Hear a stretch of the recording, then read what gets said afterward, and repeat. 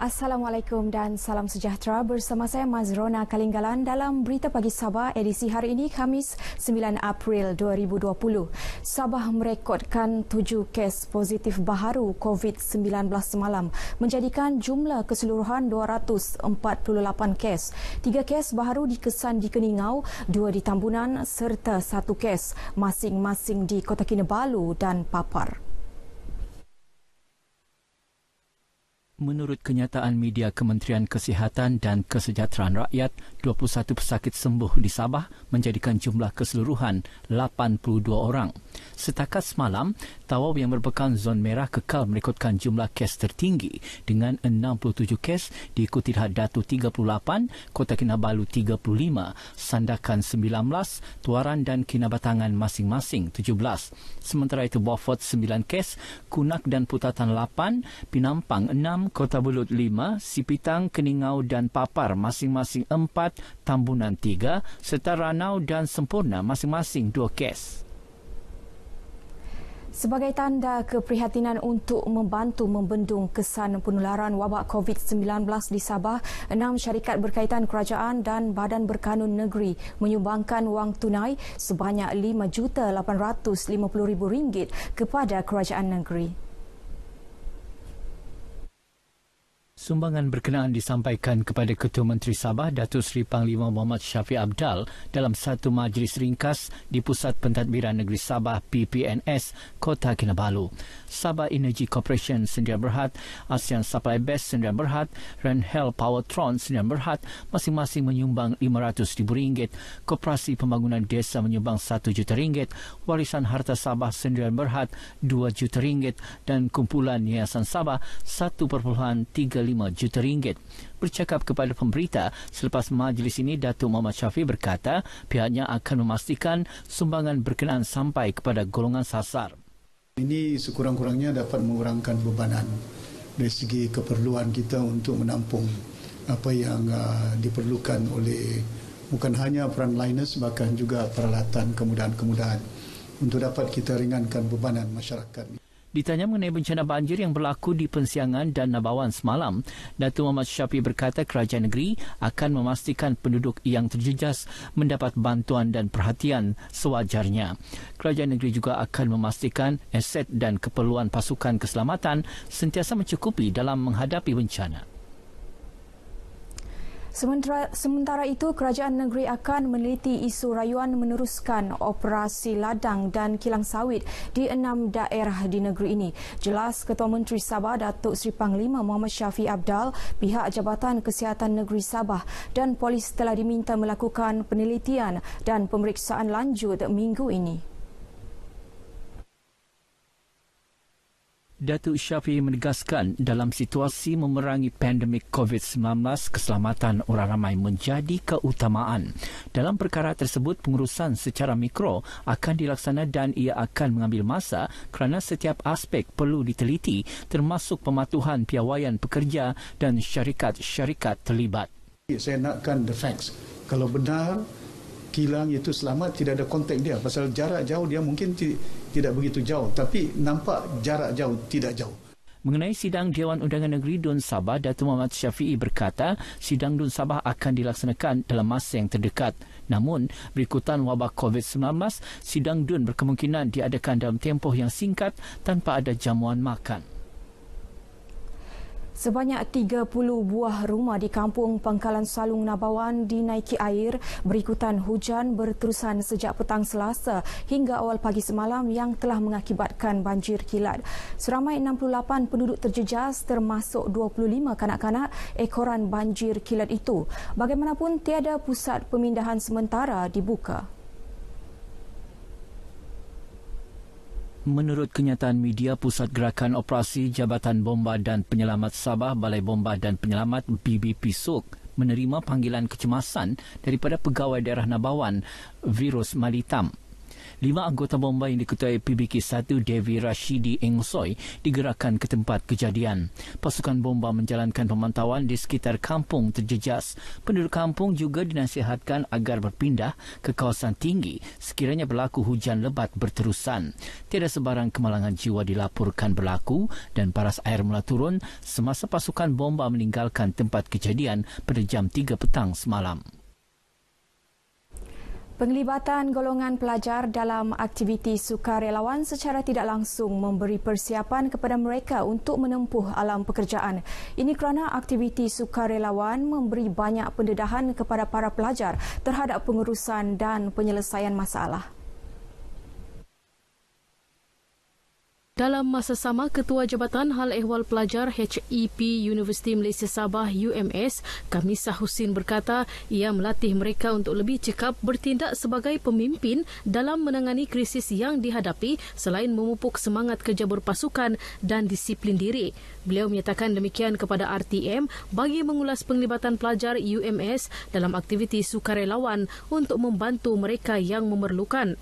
Tindakan kerajaan melaksanakan Perintah Kawalan Pergerakan PKP pada 18 Mac lalu telah memberi inisiatif kepada pelajar UMS untuk mewujudkan skuad sukarelawan bagi menjejaki pelajar luar kampus yang masih berada di rumah sewa sekitar Kota Kinabalu.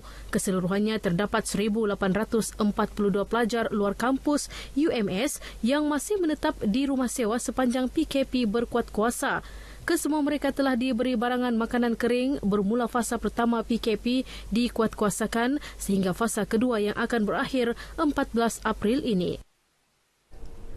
Peruntukan 10 bilion ringgit dalam pakej rangsangan ekonomi Prihatin Rakyat Prihatin PKS tambahan disifatkan sebagai pakej rangsangan yang responsif serta prihatin perusahaan kecil dan sederhana PKS.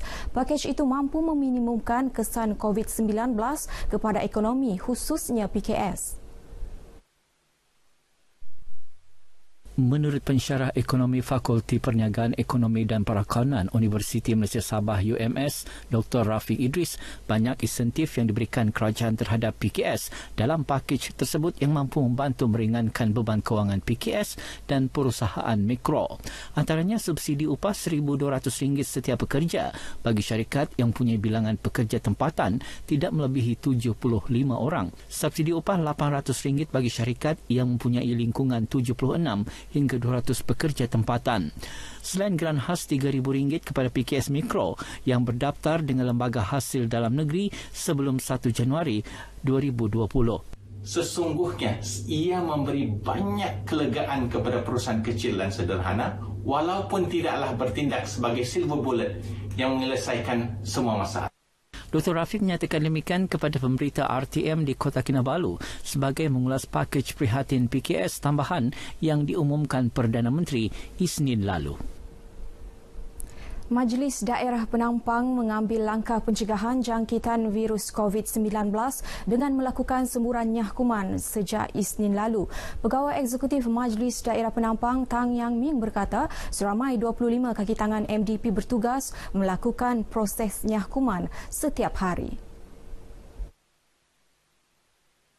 Tang berkata antara lokasi untuk proses nyahkuman adalah kawasan tumpuan orang ramai seperti pasar ikan dan sayur-sayuran. Kedai tayar dan bengkel kereta juga tersenarai untuk proses nyahkuman. Semua di kawasan Penampang. Bukan saja di Penampang Baru. Kita akan juga buat di kawasan di Berry Hill ataupun Plaza Tui. Kita akan bersambung sampai habis kita punya kawasan. Lepas tu kita akan continue lagi. Contohnya setiap hari kita akan nyahkuman juga di kawasan pasar. Beliau berkata demikian ketika ditemui RTM selepas meninjau proses nyahkuman di Penampang Baru.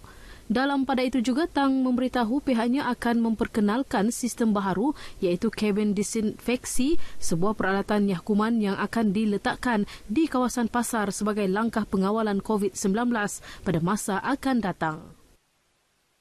Sekatan jalan raya SJR di negeri ini harus dipertingkatkan lagi bagi memastikan masyarakat lebih mematuhi Perintah Kawalan Pergerakan PKP. Itu harapan yang disuarakan orang awam ketika ditemui kru berita RTM di sekitar Bandaraya Kota Kinabalu. Orang awam yang ditemui RTM berkata masyarakat harus patuh kepada arahan duduk di rumah bagi memutuskan rantaian penularan wabak COVID-19. Benda yang perlu, buatlah kan. Benda yang tak perlu, duduklah di rumah. Macam, yalah, benda ni kita tak nampak, Pak. Pasal penyakit ni halus. Bukan nampak, musuh ni kita tak nampak di tengah jalan. Jadi mana yang patut duduklah di rumah. Mana yang bekerja untuk memberi perkhidmatan kepada masyarakat, berilah perkhidmatan. Baguslah juga untuk keselamatan kita, untuk orang awam, untuk pemandu-pemandu. Baguslah, saya terima juga lah. Seharusnya diperbanyakkan lagi untuk mengawal pergerakan. Sepatutnya macam itulah, because macam sekarang pun yang sepatutnya yang keluar yang kepada mereka yang betul-betul ada urusan dan kepada mereka yang bertugas lah. Macam itu. Yang lain tu stay at home lah. Langkah membenarkan operasi bengkel dan kedai tayar bermula 1 April lalu memberi kelegaan kepada orang ramai untuk membaiki kenderaan mereka. Tinjauan RTM di beberapa bengkel di sekitar Kota Kinabalu yang dibenarkan beroperasi mendapati ia dipenuhi ramai pemilik kenderaan. Pengusaha bengkel meluahkan rasa syukur kerana diberi kebenaran untuk beroperasi dalam tempoh PKP dan memberi jaminan aspek keselamatan serta kebersihan diutamakan sepanjang beroperasi. Saya harap semua orang yang pergi kedai kami ada panggil dia sanitize tangan, pakai mask, sama juga kasih jarak jauh sedikit lah. Dan balangan-balangan tidak pernah dimasuk sampai kaunter lah. Kami berurus niaga di luar sahaja lah. Untuk membantu orang yang memerlukan, yang betul-betul memerlukan lah. Bisa tukar tayar, tampal tayar begitu, perkhidmatan apa semua lah yang kami dapat bantu. Langkah kebersihan kami memang amalkan. Dari segi sebelum kami buka kedai, kami mesti mau cek suhu sama tuh cuci tangan kami amalkan.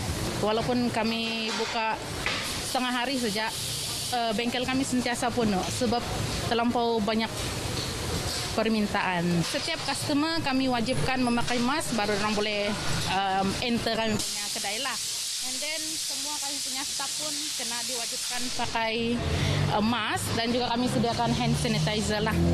Kereta kalau rusak terbengkalai lah kalau tiada bengkel buka. Tapi alhamdulillah kerajaan bagi kelonggaran untuk buka pada hari Senin, Rabu dan Jumaat. Bagus untuk rakyat lah. Pusat Kawalan COVID-19 Sabah telah memutuskan untuk membenarkan operasi bengkel dan kedai tayar bermula 8 pagi hingga 2 petang setiap Isnin, Rabu dan Jumaat sahaja. Bagaimanapun, ia hanya melibatkan bengkel yang berdaftar dengan Jabatan Kerja Raya dan pihak berkuasa tempatan.